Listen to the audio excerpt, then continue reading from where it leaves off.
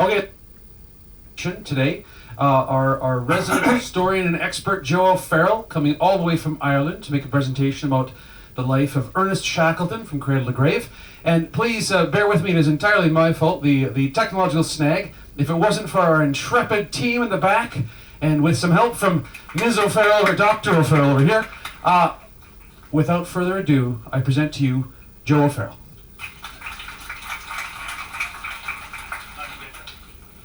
Thank you very much, ladies and gentlemen, and once again apologies for the slight delay. Technology sometimes gets the better of us. Now, this talk is entitled Shackleton from Cradle to Grave. It won't be a talk about Shackleton's endeavours in the ice. Other learned speakers will address those subjects over the coming days. Mine is concentrating on Shackleton the man, separate from his Antarctic endeavours.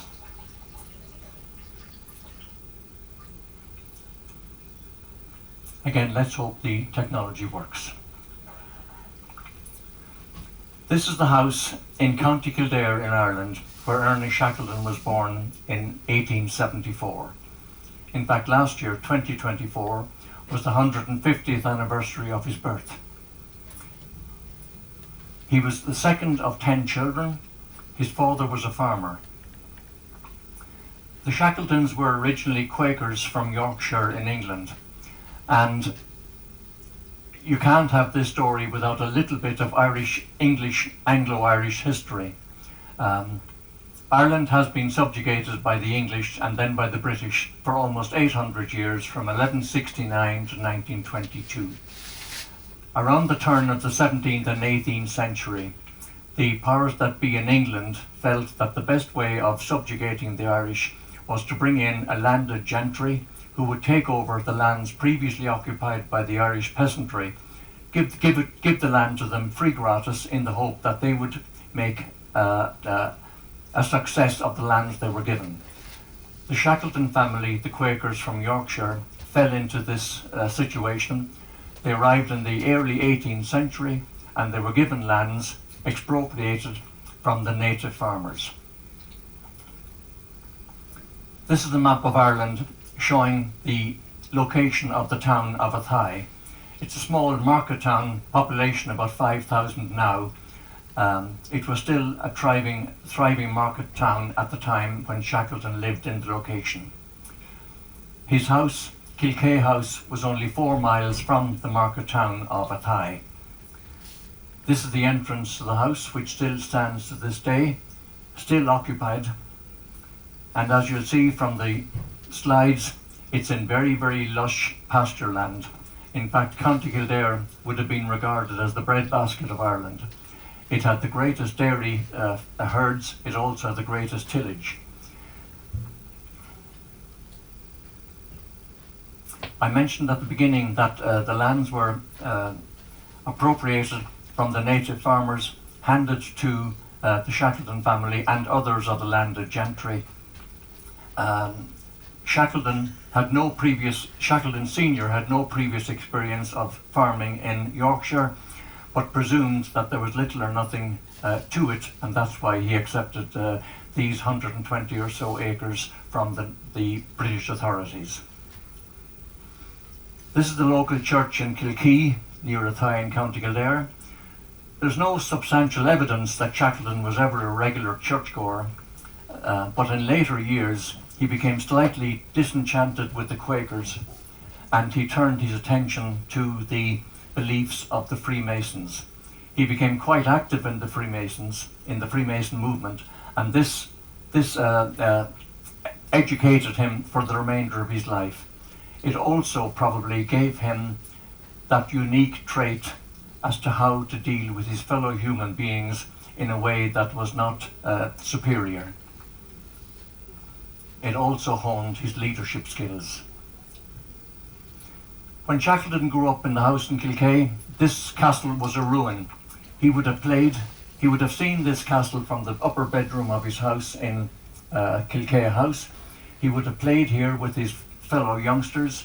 They would have enjoyed the normal childish games that young children engage in, cops and robbers, cowboys and Indians.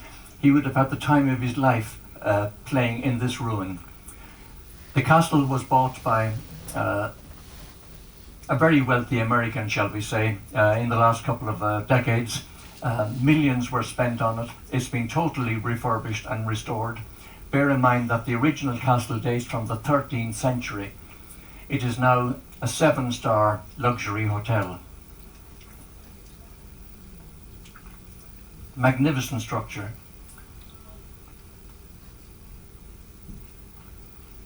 Turning back to the house where Shackleton was born, it's in this house that he would have developed his lifelong love of poetry. His father also loved poetry, and one of the great family games around the dinner table for Sunday meal was the father would recite one particular line from a poem, and he'd ask the children to identify the poet, complete the verse, and name the poem. They all engaged in this lovely parlour game. You can imagine that for young Shackleton, at the age of 4 or 5, his imagination was running rife, not just with the playground of the castle on his doorstep, but also on the many introductions he would have had to poems and poets. You can imagine the impressionable young 4-year-old Shackleton being hugely impressed with doggerel like far away places with strange sounding names are far away over the sea. Those far away places with strange sounding names are calling, still calling to me. And believe it or not, that's how Shackleton lived his life. It was said of him in later years that he could quote poetry by the yard. This is the town of Athy as it was in the 1800s, 1880s, where Shackleton and his family would have come in for shopping, etc., etc. This is the same square today, a little bit more rejuvenated. I mentioned earlier on that Shackleton Sr. did not regard himself as a successful farmer. In fact, all the indications are that he regarded that as a bit of a chore. He felt, with a young family, as I've mentioned, 10 children, he felt that he needed to be able to provide for them better than he was providing them for them as a failed farmer. He decided he would study medicine. He enrolled in Trinity College in Dublin, and the family left Athy and left Kilkea House when Ernest Shackleton was 6. So his formative years, up to 6 years of age, were spent in the rural, idyllic countryside of Kilkea near Athy in County Kildare. The father graduated in medicine, became a doctor, and then 4 years later, when Ernest Shackleton was 10, the family moved to England. His father took up a position as a general practitioner near Sydenham in London. The family moved there, and Ernest Shackleton, at 10 years of age, was enrolled in the local school, Dulwich College. This is one of the earliest known photographs of Ernest Shackleton as a 12-year-old bell ringer in Dulwich College. From a very early stage, he started to show showmanship traits. This is a group photograph of Shackleton's in his second year at Dulwich College. There are all his classmates in the front. And look who's peering out the window at the very back of the top row. That's Ernest Shackleton. Forever the showman, even in those early years. He wasn't an ideal student by any means. The classroom bored him. His teachers recalled that he spent most of his time looking out the window, probably reflecting on those faraway places with strange sounding names. He left school at 15, which wasn't unusual in those days, but his father would have wished him to continue to the normal leaving age of 18. He left at 15 and went to sea. His father didn't, and his parents didn't object to him going to sea. He didn't have sufficient means. The family were not well enough for him to join the Royal Navy. In those days, there was a very, very clear class distinction between the Royal Navy and the Merchant Navy. Those who were of good upbringing, came from the privileged classes, went to the Royal Navy. The rest went to the Merchant Navy. Ernest Shackleton went to the Merchant Navy, but he was very good at his maritime studies. He came up to the ranks very, very quickly, and over the following 10 years, he learned his trade at sea, qualifying in 1898 as a master mariner. In 1890, he joined this ship, the Tintagel Castle, as third officer, and it was on this ship, which was plying the route between England and South Africa, that a chance encounter occurred which was to change the direction of his life. He met an army lieutenant, Cedric Longstaff, on the ship he met Cedric Longstaff, whose father was the main financial backer of Captain Scott's discovery expedition to Antarctica, which was then being planned by this man, Sir Clements Markham.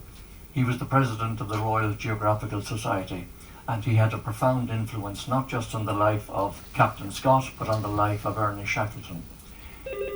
He liked Shackleton as a young man, and he requested that Scott consider taking him on board for his projected expedition to the Antarctic in 1901 on board the ship Discovery. Shackleton was then 28 years of age. This is Captain Scott, commander of the Discovery Antarctic Expedition, 1901-1903. He's in full naval insignia, and you can probably guess that he was a Royal Navy man through and through. This is a photograph of the crew of the ship, the Discovery. I have highlighted Ernest Shackleton with the red arrow, and I've highlighted Captain Scott with the yellow arrow. You can see that Scott is in full military regalia. Ernest Shackleton is in civvies. And this was to be a feature of their relationship for the following number of years. Scott didn't quite turn his nose up at Shackleton being a merchant shipman, and equally Shackleton didn't allow himself be in awe of Scott as a Royal Navy man. But there was a tension between the two, even though on the surface they got on fairly well together. I'll make little or no reference to what happened on any of the expeditions. As I mentioned, they'll be dealt with by other learned speakers, most notably my learned colleague Bob Headland. But all I'll say on this one is the photograph on the left is Shackleton at age 27 when he joined Captain Scott's Discovery. On the right is the same man 2 years later, after he came back from a foray inland where he suffered seriously from scurvy. He looks like a man of 60, and yet he was only 29 years of age. After the Discovery, after Shackleton was invalided home, he wasn't at all pleased with being invalided and felt that he should have been allowed to complete his tour of duty with Scott, ending in 1903. In the event, he was invalided home, and that in itself cemented a further frisson between Captain Scott and Ernest Shackleton. He spent the next number of years trying to see could he organise his own expedition to Antarctica, where if he did manage to organise it, his hope was that he could out-Scott Scott. In other words, get his own back on the man. I'm making it sound as if it was a rather puerile situation. It wasn't, but it was still a serious rift between Scott and Shackleton. On the surface, they were very, very friendly with each other, but underneath there was a current of dissatisfaction. So between the return of Discovery in 1903, and when Shackleton organised his own expedition in 1907, which was called the Nimrod, in between, he applied to join the Royal Navy. He was refused. He worked as a journalist for the Royal Magazine. Didn't like it. Lasted only 3 months. Was appointed secretary to the Royal Scottish Geographical Society, a very, very senior and important position. Whereas Shackleton realised the importance of the position, he actually didn't enjoy it, and he didn't stay that long in it. In business terms, he became a shareholder in a company repatriating soldiers. It didn't succeed. Whatever money he invested, he lost. So in a nutshell, I'm just highlighting these points to explain that as a landlubber, Shackleton was very, very uncomfortable. He spent all his time wishing that he could organise his own expedition and return to the Antarctic. In business terms, he was an abject failure in every single thing he tried. During this period, and again displaying his aptitude for showmanship, Shackleton would have called to many cities and towns around England, giving lectures, using slides, highlighting what had happened on Captain Scott's expedition. In that way, he made a name for himself, in addition to informing the populace of England who couldn't get enough of the stories of the Antarctic. It has to be remembered that very, very little was known about the interior of Antarctica at the time, and there was an insatiable appetite in England and indeed elsewhere for information on it. Shackleton fulfilled that need by giving lectures wherever he could. But also, he was kind-hearted, and if he found that there was a local charity in need of money, very, very often, whereas he needed the money for himself, he would give the entire takings of a particular lecture to that local charity. During all this turmoil, both in his business affairs and in his planning for getting to Antarctica himself, he married Emily Dorman in 1904. They had 3 children. I'm throwing up this slide here, which is a very interesting one, and it's a little aside from the general thrust of the story I'm giving you. Shackleton stood in the 1906 UK general election as a Liberal Unionist on an anti-Home Rule ticket. Again, I'm sorry, but I have to give a little snippet of Irish history to make this understandable. In the early 1900s, Ireland felt it was quite close to getting total independence from England after almost 800 years. The first step in that was for the Irish to be granted Home Rule. Home Rule was a very, very divisive affair. There were many in Ireland who didn't want it. There were many in England who didn't want to give it. Shackleton stood as a Liberal Unionist, but voted against Home Rule. He used the phrase, as a true Irishman, I would not want to give my fellow Irishmen something that is not good for them. He was an abject failure in his attempt to become a politician. He used the phrase, whenever I canvassed, I got all the laughs, the other guy got all the votes. So this slide, which is the only known reference to Ernest Shackleton in his own handwriting, referring to himself as Irish. The reason I'm throwing it up is proof positive that he himself regarded himself not as Anglo-Irish, not as British, but as totally Irish. This is a page from a notebook that was on board a ship called the Emma, and judging forward, that was one of the ships that Shackleton engaged to try and rescue his men during the Endurance expedition. There were 10 nationalities on board. Shackleton wrote out the 10 names and the 10 nationalities, and you'll see in the middle of the slide, Ernest Shackleton, Irish, in his own handwriting, and that is the only known evidence that Shackleton regarded himself as Irish. I'm just mentioning that by the by, because most of us still look upon him either as outright English or indeed Anglo-Irish. In 1907, Shackleton, who was then aged 38 years of age, got his big break when he became acquainted with a chap called William Beardmore, a very, very wealthy Scottish industrialist. With Beardmore's sponsorship, Shackleton succeeded finally in forming his own Antarctic expedition. Its aim was the conquest of both the geographical South Pole and the South Magnetic Pole. It was scheduled to depart England in 1907 under the title the Nimrod Expedition 1907-1909. In those days, irrespective of the country, every expedition was named after the ship which brought the expedition down to the Antarctic. Thus you have Scott's Discovery, Shackleton's Nimrod, etc. Again, I'm not going to give details of what happened on that expedition. That's for another day. But in dealing with Shackleton's innate nature, It is hugely important to mention at this stage that in 1907 and 1909 Nimrod, he got within 97 miles of the South Pole. That was further than any other human being had ever got towards the South Pole. But he also realized that he and his 3 colleagues were suffering from scurvy, they were running out of food, and whereas there was every possibility that had they gone on covering the last 97 miles, they would have reached the South Pole, thus entering immortality.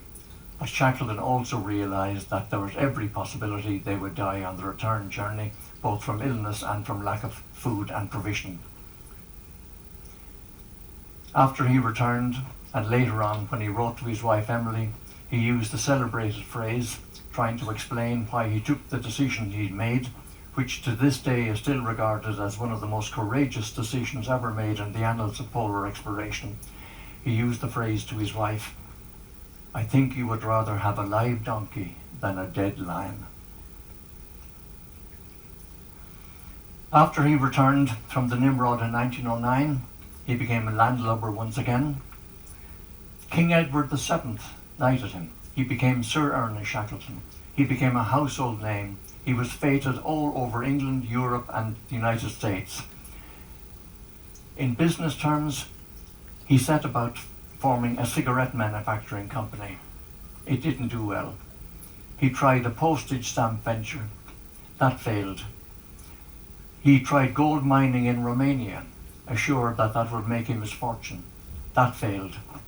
He applied to the Falkland Islands for permission to use one of their islands on the north of the Falklands for sealing purposes.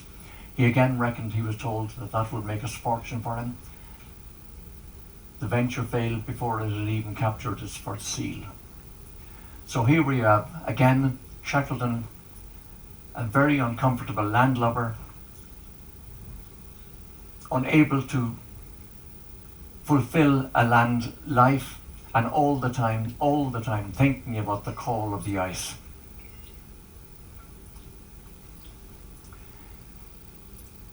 He then, some years later, set about planning his next expedition, which was called the Endurance, again named after his ship. That expedition has rightly gone down as the stuff of legend. I'll be saying very, very little about it because it'll be covered again in subsequent talks.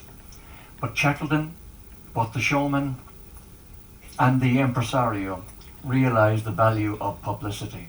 He knew that if he was able to come back with good photographs and write a good book, his name would be indelibly etched in everybody's memory. He engaged an Australian, Frank Hurley, who was one of the greatest cinematographers of his day. Hurley took enormous risks to make sure he got the right shot and the right photograph. Here he is perched on the edge of a yard arm, and here he is even 2 yard arms higher up, trying to get a picture of the deck down below. Frank Hurley, rightly, is regarded as a genius. In Shackleton's case, as part of his nature and probably prompted by his entry into the world of Freemasonry, he never drew a distinction between the officers, the scientists, and the men. He regarded them all with equal equanimity and never asked one to do what the other would not do. Here's a celebrated photograph taken with 3 men scrubbing the decks of the Endurance. Wordie is on the left, Macklin is on the right, and a sailor is in the middle. He was absolutely level-handed in all his dealings with the men. But it can't be forgotten that in his dealings with the men he had to observe certain strictures. He knew that if his authority was ever questioned, if there was any hint of somebody not doing what he asked to do, let alone a hint of insubordination or mutiny, he realized that his authority would be absolutely decimated. He could never ever brook any insubordination. The next slide I'm about to show you is an interesting one. It's 3 or 4 minutes of video, and I'm keeping my fingers crossed that it works. Made from a documentary made about Shackleton by a British television company some 10 years ago. This is a little scene taken on the ice, and again without giving a spoiler alert to the story of the Endurance, when the ship sank, they took the 3 whaleboats and carted them onto an ice floe. They lived there for 3 months. They then went to a second ice floe, a larger ice floe, and after 6 months on the ice, without anybody in the world knowing where they were, Shackleton attempted to bring one of the lifeboats, in this case the Dudley Docker, to the edge of the ice floe in the hope that it might be able to row or sail 300 miles to Paulet Island, which was the nearest land where Shackleton knew there was supplies. It was an absolutely wasteful attempt at energy, and the reason why this slide is so important, it's based on the diaries of Ord Lees, who was one of Shackleton's most loyal men, and it is, in historical terms, incredibly accurate. It features the insubordination of MacNeish, who was the carpenter. MacNeish was one of the men who was asked to pull and shove the boat over hummocky ice across totally unforgiving territory, and he reached the stage where he said, "This is absolutely useless. The boat is being wrecked, we're getting nowhere, and it's killing all of us." So just pay attention to how Shackleton dealt with this little situation.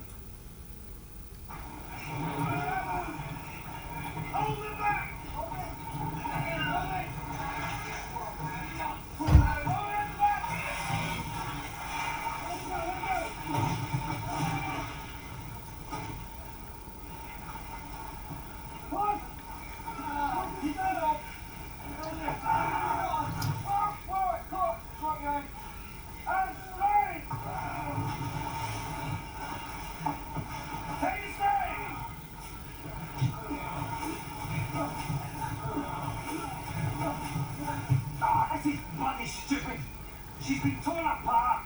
Come on, keep on if we can get through this. I'm not doing it, stupid. Look at the home. You're supposed to be captain of this cutter and you're tearing her apart. Right. We can't leave it here. We have to go on. We can inspect any damage when we make camp. Now get back to your position. Bring her on. No. That's an order. From who? From your captain. Captain of what? You've no ship. We've no ship, so we're no longer under ship's articles, and therefore we're under no compulsion to do anything that's bloody stupid. And for your information, we're not being paid either. Get back to positions. All of you will not be paid for the day she sank. No ship, no pay. Every sailor knows that. No ship, no pay. I've never heard that before. Get yourself a copy of ship's articles, Admiral. What is going on here? But this ship feels as though... Get these men back to work, Captain. There's a base up ahead. Charlie's setting up a hoosh tent. Now move, and that's an order. You've no authority. Don't talk to me about authority. Who gave you the authority to have 20 men standing still here, freezing? Who gave you the authority to risk their lives while you discuss what you think? You don't know why they're doing what they're doing, because I told them to. If you think that's wrong, then you come to me. The cutter's been torn apart. I don't care about the bloody cutters. I care about the bloody men. Their lives. That's what I'm responsible for! Well, I'm responsible for my life now, and that means I don't have to accept what some bastard who plants flags in snow for a living thinks I should do. We haven't got a ship, we haven't got a contract. We don't have to do what you say. I'm the leader of this expedition, and your contract is with me, not the bloody ship. Now, you do what I say, and I will keep you alive, and I will keep you alive. But if you threaten my expedition, the lives of my men, if you become the danger, then I will have no hesitation in having you shot. Aye. Well, we know how much you like that. Get back to your place, MacNeish. And you, Vincent. There's no other way.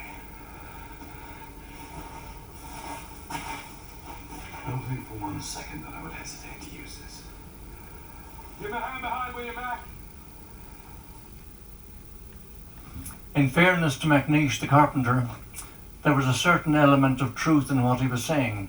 It really was a fool's job to try and bring that cutter over the ice and make its way to Paulet Island.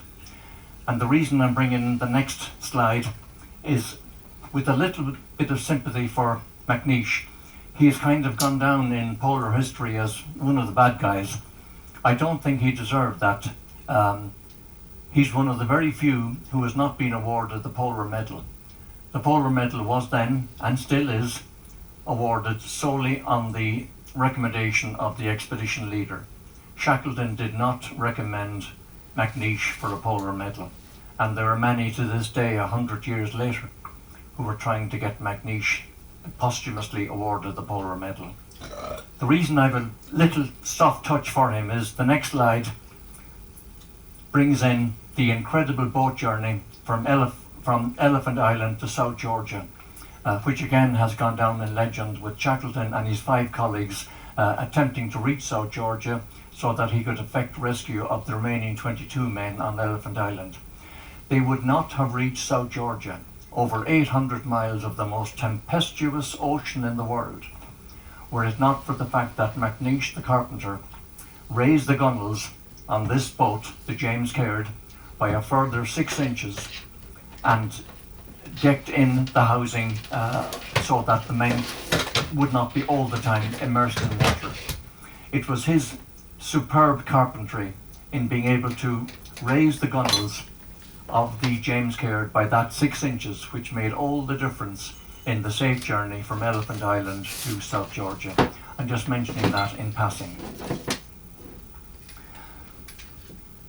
And again, I don't need to give you a spoiler alert on the story of the Endurance, but after they had reached South Georgia, Shackleton set about effecting the recovery of the remainder of his 22 men on Elephant Island. Here's a contemporary photograph of Shackleton, Worsley and Crean arriving at the Falkland Islands. There, Shackleton sent a 3,000-word telegram to the Manchester Guardian on May the 30th, 1916. That was the first indication that the world had that Shackleton was still alive. Not a single word had been heard of him or his ship since they departed England in August of 1914. Everybody presumed they'd been lost at this stage. He sent his 3,000-word telegram to the Manchester Guardian, and according to the records in the Stanley archives, the telegram still remains unpaid.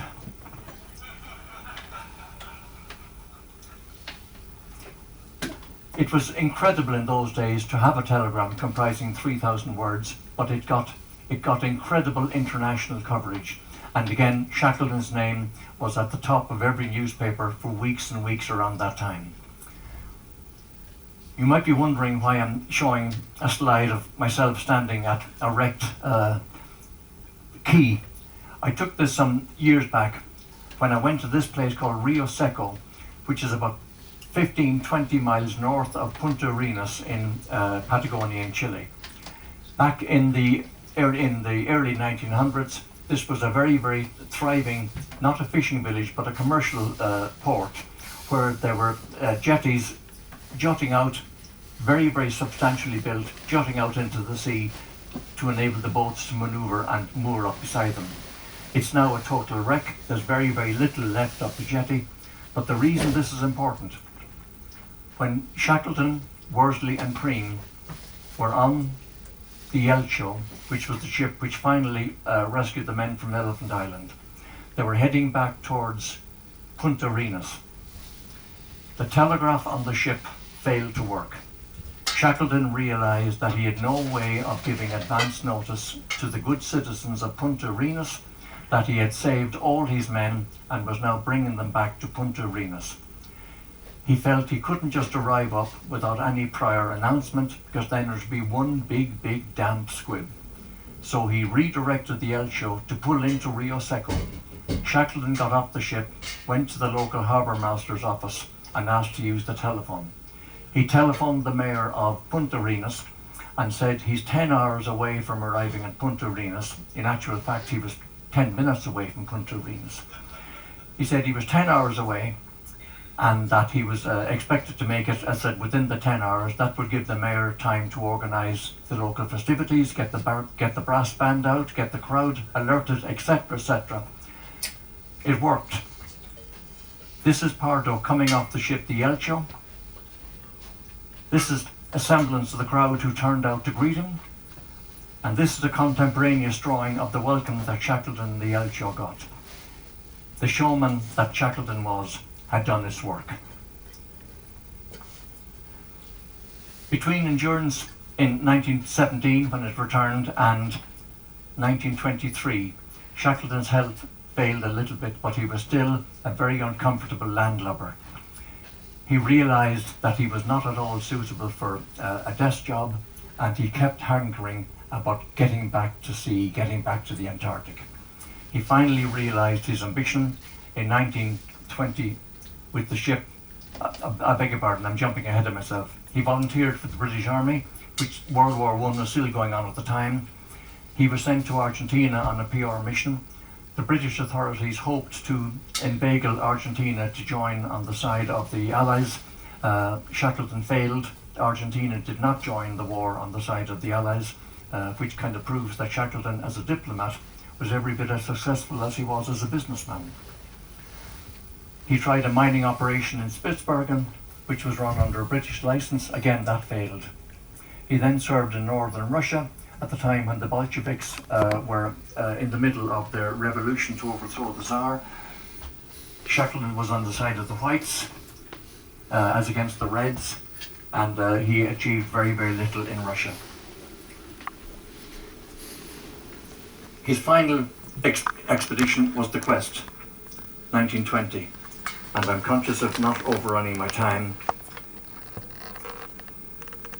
He was very, very keen to embark on a final expedition. Many of the men who had sailed with him on Endurance were the very first to sign up to accompany him on the Quest, even though they still had not been paid for their time on the Endurance. The ship was a small ship, not enough to house all the men, so Shackleton instructed that a deck-mounted cabin be built on the Quest. Here it is, and I'll refer to that later on before we close. They arrived in Grytviken in January 1922. Shackleton went ashore. His favourite type of people were the Norwegian whalers and sealers of Grytviken and South Georgia generally. He loved their company. He went ashore on the night of January the 4th, had a lovely meal with the Norwegian whalers and sealers, was escorted back to the Quest. His final entry in his diary is, "What a wonderful evening. I saw a lone star hover gem-like above the bay." By 3 o'clock that morning, Ernest Shackleton had suffered a heart attack and died. The next voice you will hear is the voice of Macklin, who was the doctor on duty at the time. And it's a real privilege for us to be able to listen to the voice recorded by the BBC in the 1950s of two people who were with Shackleton on that night he died, January the 5th, 1922. I was taking the 2 to 3 a.m. anchor watch when I was attracted by a whistle from the boss's cabin. He told me he was suffering from pains in the back and bad facial neuralgia. He said, "I do not believe aspirin is any good. It takes too long to act. Will that stop if yours act quickly?" I told him yes. He asked, "What is the cause of this trouble of mine?" And I told him, as I've told him many times before, that he'd be overdoing things, that it was no good expecting any single dose of medicine to put him right. But it was much more important to try and lead a more regular life. Get scared. Have a regular, simple diet, and let others do the work and take the responsibility for the ship in bad weather. He replied, "You always want me to give up things. What do you want me to give up now?" And then I could feel the pain coming again. "Give me the medicine quickly." He tried to swallow it, but immediately had a very severe paroxysm, during which he died. We are privileged to be able to hear a voice like that, and our thanks to the BBC for giving us permission to use them. The next voice you'll hear is the voice of Leonard Hussey. He also served with Shackleton on his Endurance. In fact, of the 5,000 men who applied to join the Endurance, Shackleton had his own special way of conducting interviews. When Hussey turned up in the expectation of being accepted as a member, Shackleton asked him just one question: "Can you sing?" To which Hussey replied, "No, I can't sing, but I can play the banjo." And Shackleton said, "That's good enough, you're in." He realised the importance of having somebody who was able to maintain and lift the morale of the men in difficult circumstances. So this is the voice of Leonard Hussey. The night Shackleton died, I was on watch. As I came off watch, passing his cabin, he called out to me, he said, "Huss, I can't sleep. Play me some of the old tunes, will you? They always help me to sleep. So I played him a lullaby.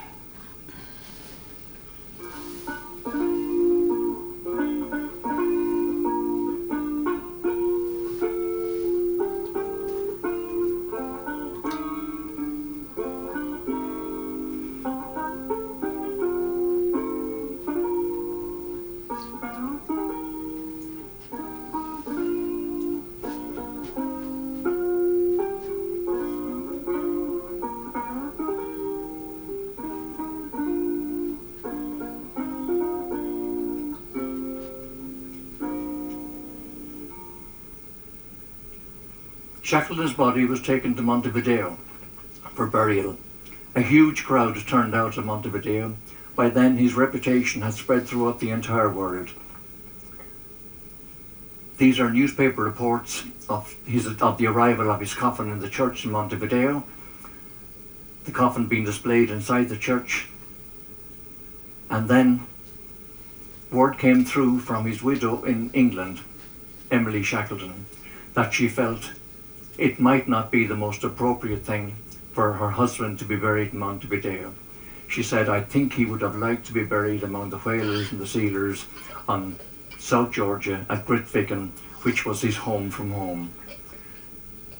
Hussey agreed, and they took Shackleton's body. This is another photograph of it being taken from the church to the ship.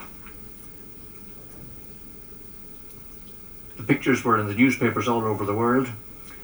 The body was taken back to Grytviken, where it was buried, and here are two Norwegian whalers at the graveside. 8 years later, a more pronounced monument was erected. He died in 1922. He was only 48 when he died, and it was my unhappy task to bury him. I buried him in the tiny whalers cemetery on South Georgia, and I was the only member of the expedition actually present to go. When the ship returned to South Georgia, we erected a cairn on the side of the hill overlooking the sea to act as a guide and a safety mark for sailors. And that's the cairn that was erected. And that is the story of Ernest Shackleton. But there's a little epilogue, if you'll bear with me.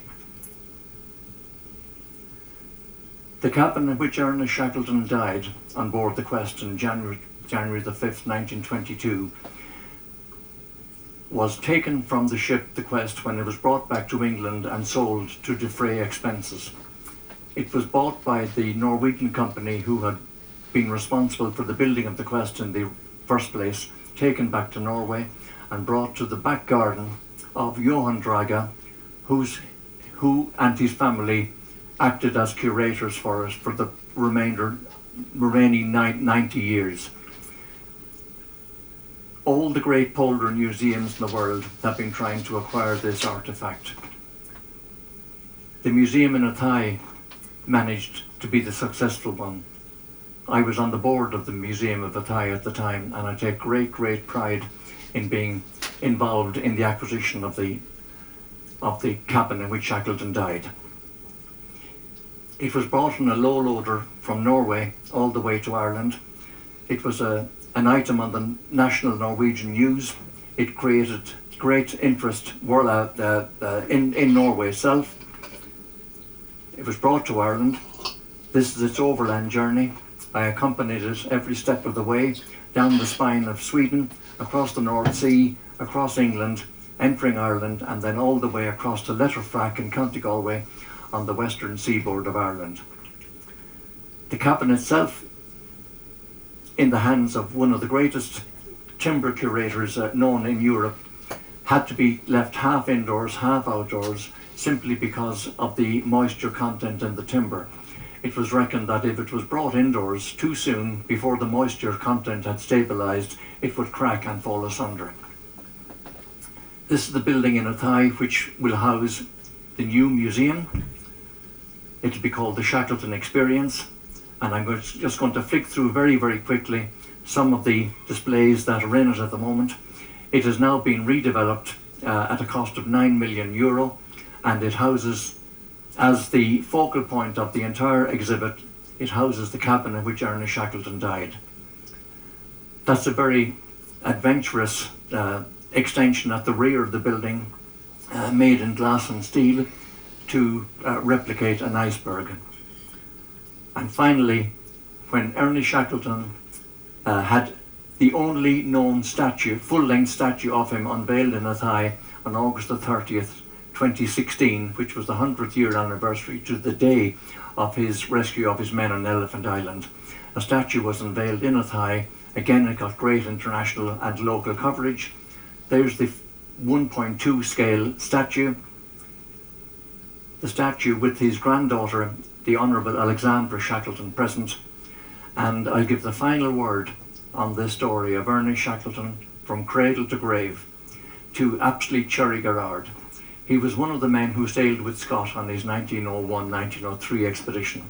He wrote what is probably regarded as the finest polar book ever written, called The Worst Journey in the World. And in the preface to that, and I quote, for those of you at the back who may have difficulty reading the screen, he's comparing all the great polar names, and he says, for a joint scientific and geographical piece of organisation, give me Scott. For a winter journey, give me Wilson.